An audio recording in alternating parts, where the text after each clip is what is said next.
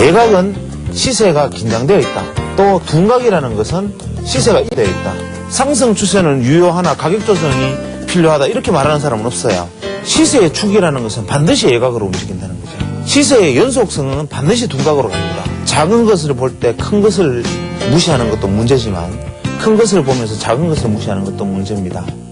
지난 시간에 이어서 이제 우리 각도론을 빨리 봉으로 짧게 봐서 쉽게 말하면 큰 문제를 이번에는 짧은 거로 보는 거죠. 예를 들어서 각도론이라는 거창한 주제를 이해하기 위해서 이번에는 오히려 제가 보통 거론조차 하지 않는 이제 봉 차트를, 봉 패턴을 가지고 지금 이야기를 하고 있는 거란 말이죠. 그것의 요체는 지금 말씀드렸다시피 우리가 그냥 단순하게 왜 이러한 모습일까 하는 거 생각하는 것들이 요지를 뒤집어 보면 그러한 것이다는 건데. 그러면 그 시점에서 어느 때 매수를 해야 하는 건지, 그 추세선을 넘어섰을 때 해야 되는 건지, 아니면 저점에서 매수를 해야 되는지가 궁금합니다. 우리가 매수와 매도의 핵심이라는 것은, 시세라는 것은 우리가 보편적인, 우리가 일반적으로 대중들이 생각하고 있는 것의 한계는 바로 이 각도의 한계입니다. 이게 무슨 얘기냐면, 이제 이러한 어떤 시장이 지금 있었어요. 이렇게. 중간에 이제 이런 음봉도 있을 수 있을 거고, 있다가 어느 날 갑자기 이제 긴 이제 장대 음봉이 발생을 했다 이거죠. 그죠? 그러면 실제로 이 상황은 무엇이냐면, 이 떨어졌던 상황과 이 상황의 지지선, 이것이 이제 지지로 이게 지지를 선으로 작용을 했을 것이고, 이 지금 시세에서는, 현재, 이 시세에서는 이것이 이제 저항선으로 작용을 했을 것이에요. 그러면, 길게 보지만 일단 짧게만 봅시다. 짧게 보면, 하나의 추세의 각을 형성을 했습니다. 지금 하나의 추세의 각을 형성을 하면, 이거는 뭐냐면, 대중들의 약속입니다.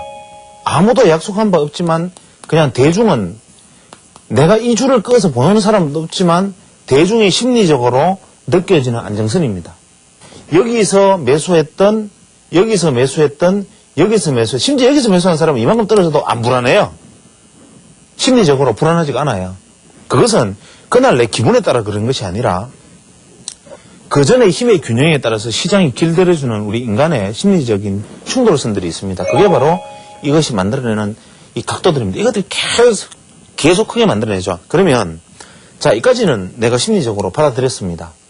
이까지는 받아들였는데, 여기에서 현재 이 단기적으로 약속되어졌던 이 선을 이탈하면, 이때부터는 시장이 굉장히 심리적으로 불안해집니다. 왜냐하면 이것은 시장이 나하고 했던 약속을 내가 시장에서 믿을 수 있는 안정적인 지점을 이렇게 벗어난 겁니다.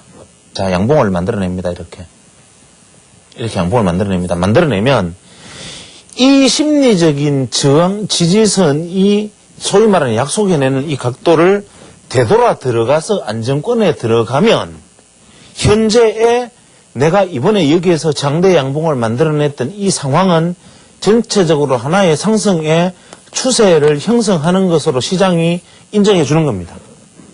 만약에 이 안에서 이탈을 하면 뭐냐면 시장이 한번 이 상승을 나는 인정하지 못하겠다. 이탈함으로써 시장이 나는 인정하지 못하겠다라는 네거티브적인 뭔가 상황이 발생을 했고, 이 안에 다시 들어가지 못한다는 것은 비록 상승을 했다 하더라도 들어가지 못한다는 것은 이것을 컨펌, 재확인시켜 준 것입니다.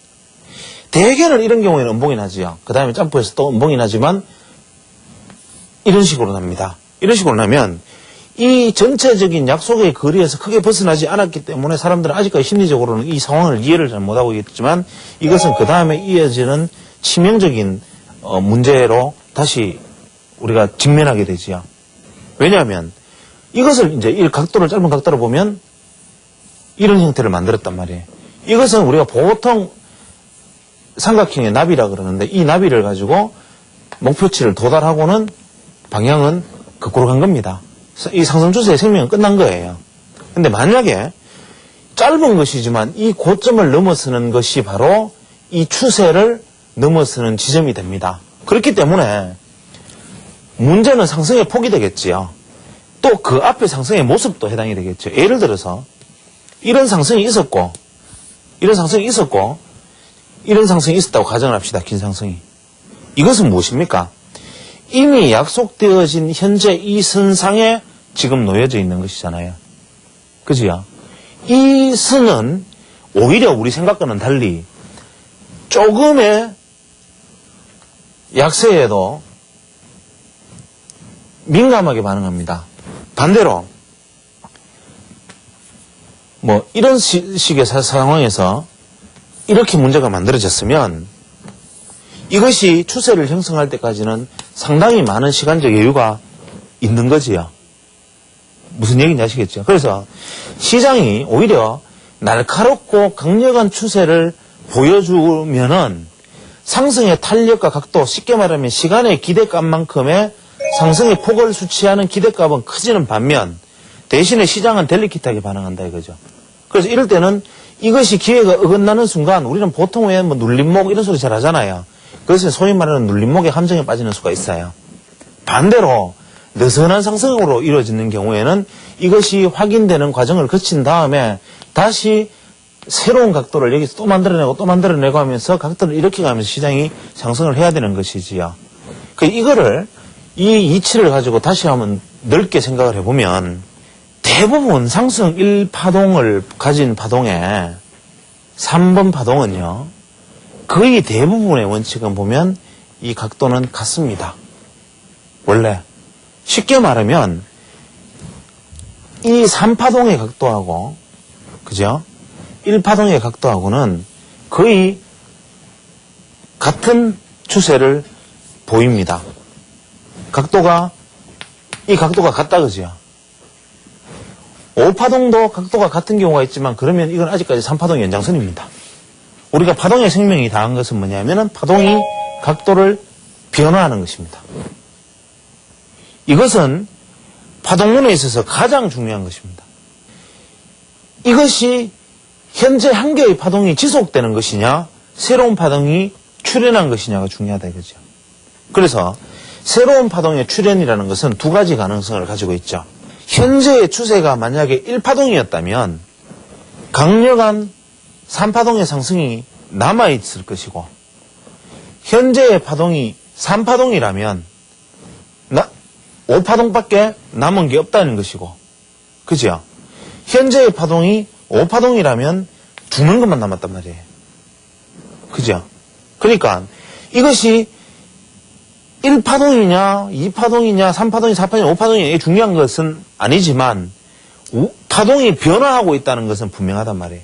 다만 우리가 파동이 변화하고 있다는 것을 일단 알아야 되고 두 번째 파동의 성격이 바뀌었다는 것만 알면 돼요. 현재가 몇 파동인지는 내가 알 필요가 없어도 상승 추세에서 꺾이는 파동은 뭡니까? 그냥 하락의 ABC지요. 일단 변화하고 있다는 냄새는 맡아야 되는 거죠. 여기에 대한 해답이 바로 각도론적 관점에서 해답을 찾아볼 수가 있다 이겁니다. 자, 제가 말하는 파동론에서 관점 1파동이 예각일수록 시세는 크다. 이건 제 이야기입니다. 그 다음에 두 번째 1파동이 예각이라는 말은 다시 말하면 1점 바닥이다 하는 소리가 되거든요. 예각이라는 말은 그 1점 바닥일수록 크다. 두 번째로는 2파동의 조정이 지그재그가 아닌 플랫 조정일 경우에 시세가 크다. 이거는 제가 강력히 주장하는 바이다 이거죠.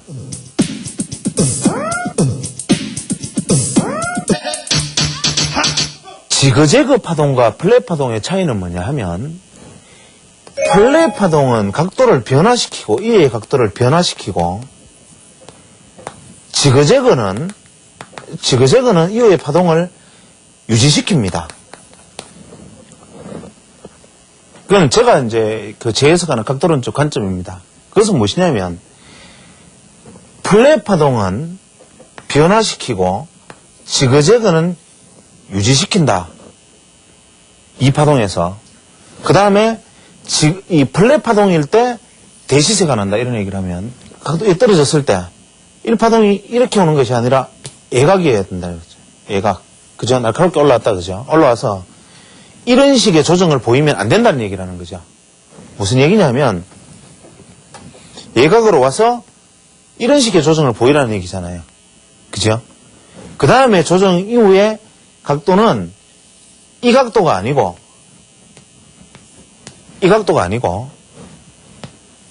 이 각도가 될 거라는 거죠. 이해하시겠어요? 만약에 이렇게 와서 이렇게 조정을 보인 것이라면 3파동의 상승은 이렇게 갈 거다 이 말입니다. 그 말은 무슨 의미입니까? 지그재그일 경우에는 시간 대비 이익을 생각한다면 결국 1파동에서 생긴 기간당 이익의 폭이나 3파동에서 기간당 이익의 폭이나 같아요. 3파동에서 논리적으로 강력한 수익을 내주려면 어떻게 됩니까? 만약에 1파동에서 기대 이익이 시간당 기대 이익이 이만큼의 시간에 이만큼의 이익이었다면 3파동에서는 이렇게 만약 온다면 시간당 기대 이익은 2배잖아요. 그죠? 그래서 이것이 바로 파동론과 각도론의 일단 인트로덕션 시작입니다. 다음 시간에 여기서 할까요?